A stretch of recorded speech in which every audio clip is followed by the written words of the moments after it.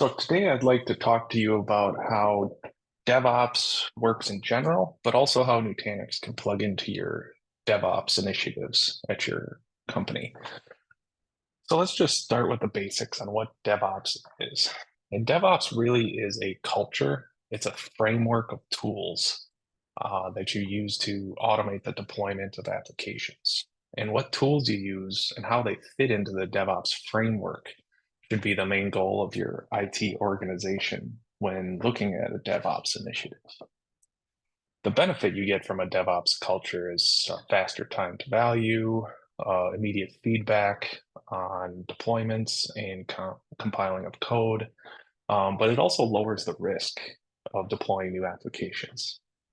And lowering risk, in my opinion, is one of the main benefits of DevOps because computers are great at doing repetitive tasks consistently, and humans historically are pretty bad at it. I know I'm guilty of it myself, where I get what I call happy fingers, where they tend to hit keys that my brain did not intend to. And this doesn't happen when a computer is doing the automation and deployment for you. So when we look at this graphic of DevOps, it's kind of an infinity symbol to show that it is supposed to be a continuous feedback loop. And the various stages in here align with various different tools.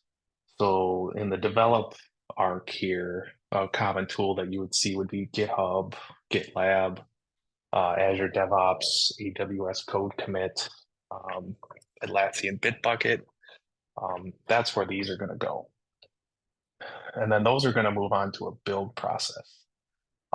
There used to be a few different tools for this, and now the majority of the tools have this built in to where they will compile and test your code for you, which leads us to the next step, which is test.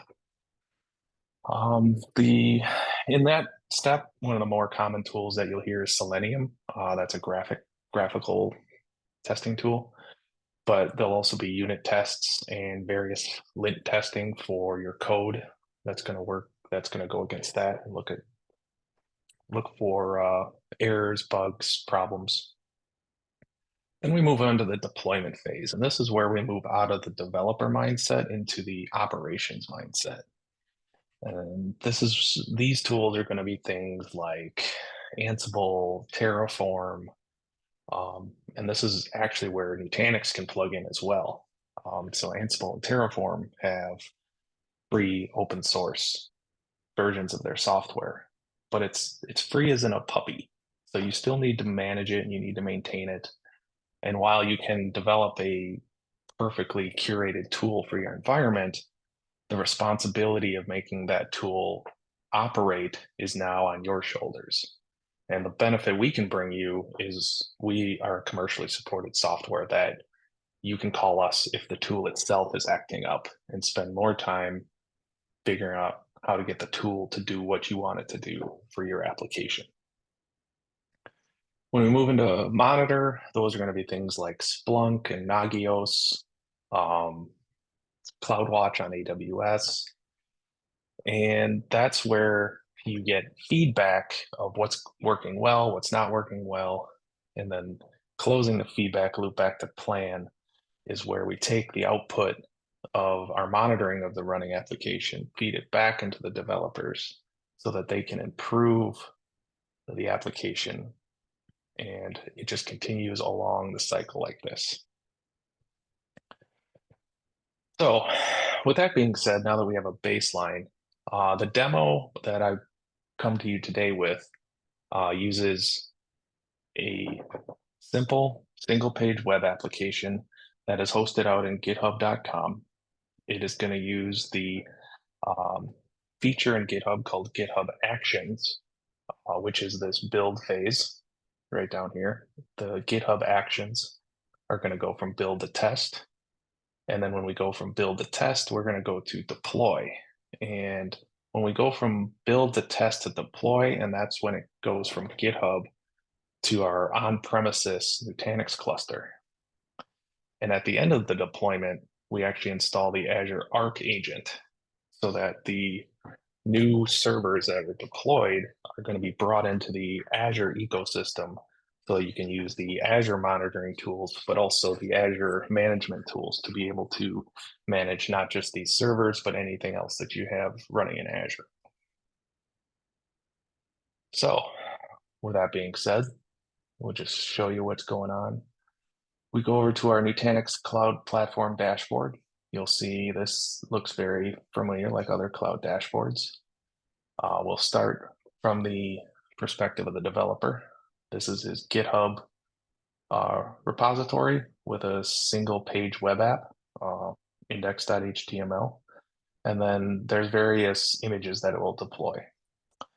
So what I'm going to show is I'm going to change this image from whatever it is currently to a different one. And what it's going to do is go through, deploy the image onto what they're called GitHub runners.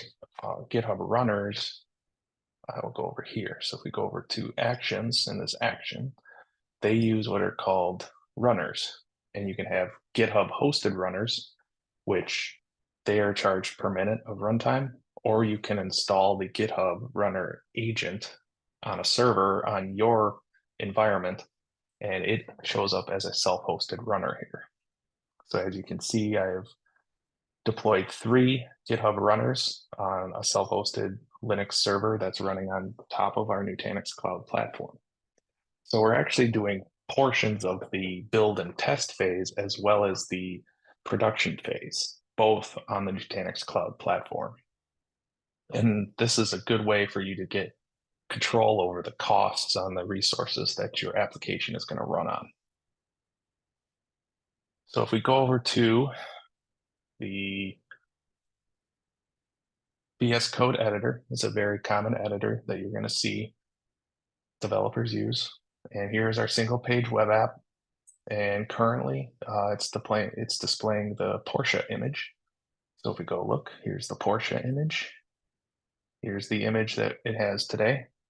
We're going to go back over to the index HTML, and we're going to change this to Ferrari. So now when we go to save this, all right, so now this little icon popped up under the source control pending changes. So what we have here is I took the code out of GitHub and I checked it out to my local workstation. So I have an exact copy. And now I've made a change to a file and I need to commit that to the local repository of files. So we're just going to put in our comment up here for a message. We changed to Ferrari. And we are going to commit that to the local. So now we have changes to sync.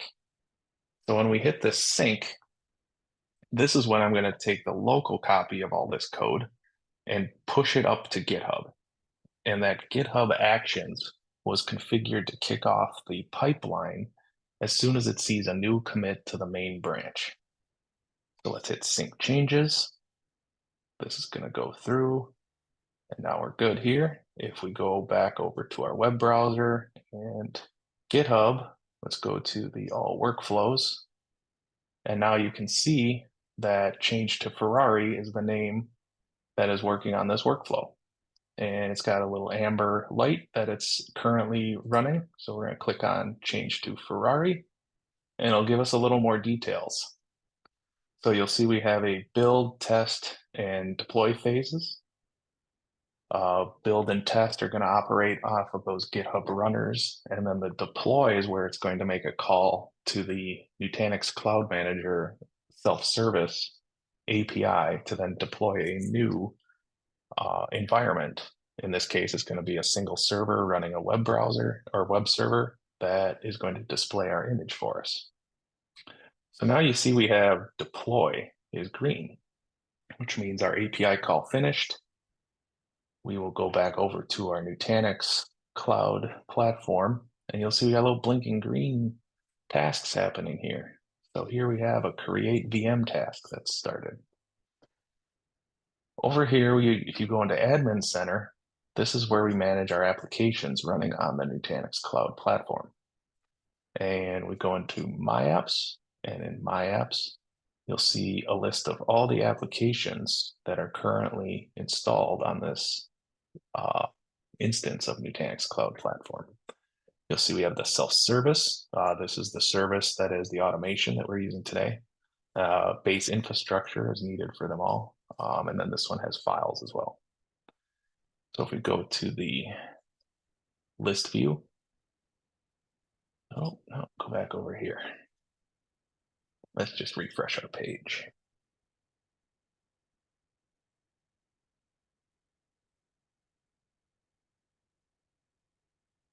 There we go. And then we go to other apps. Now you'll see there's this one is in the provisioning stage. Let's click on that app, drill in, and it'll show us what it's actually doing right now.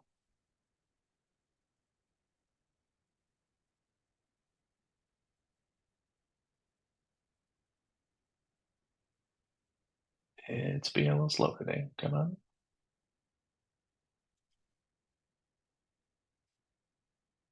There we go. So if we go to this audit tab, and you'll see the spinning indicator on where it is currently running. You'll see we have the create phase, we are in the install phase, and we installed the packages. We cloned our same repository we were working on, was cloned onto this server. We enabled a web server, and our last step is to register it with Azure Arc. And you can click into any one of these and it'll show you the output from there so you can debug any problems that is going on with your deployment.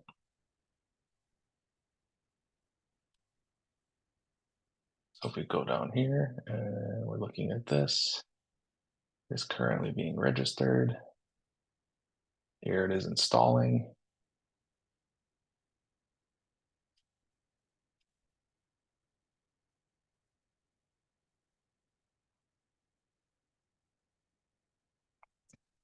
So let's go back into manage, and you'll see it created our web app commit and then a hash on it.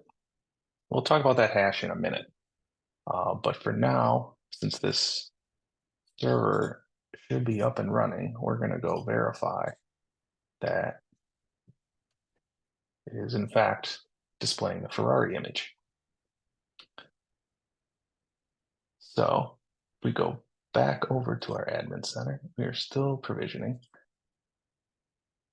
While that's provisioning, what I will do is I'll talk about the hash that I showed before. So in here, you'll see that there's a hash in GitHub. And this is how GitHub gives unique identifiers to each commit to a repository. So if I click in here, it's going to show me the differences on what changed. So see, I went from Porsche and I went to Ferrari. And if we go back to actions, an easy one to look at. Let's go look at this one. So here we changed to Ford, and this ends in 3CFF. So we go back to the admin center here. And now, since I'm passing that hash through everything, I can go to infrastructure. I can go to VMs. And actually what I will do, I'm going to come over here.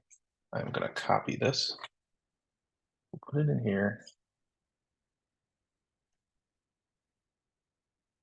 I'm just going to search for that hash. So now if this was a more complex web app or any other application and it had multiple VMs or servers running this, it would show all of them. So now if we get that IP address and we punch that in, it's displaying Ford.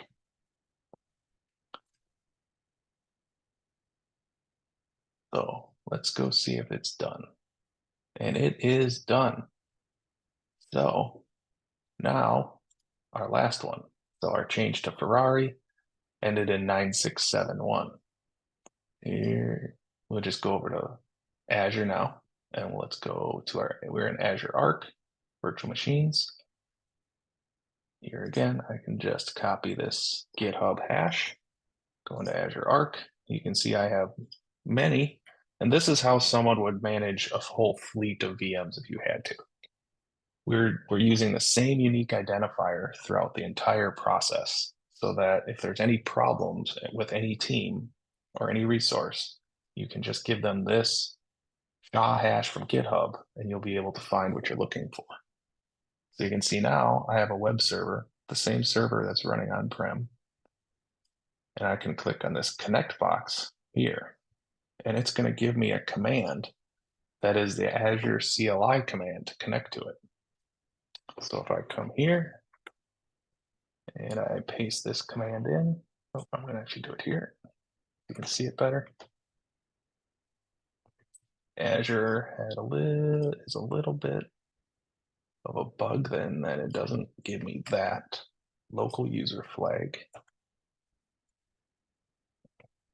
Since it's a demo, we're using the root user. So now I'm using the Azure CLI to connect into this VM. It's saying I can't hit it, so I'm going yes to allow proxying through Azure. So we don't need to do anything through firewall ports or anything like that. Any developer operating through Azure can connect to these servers.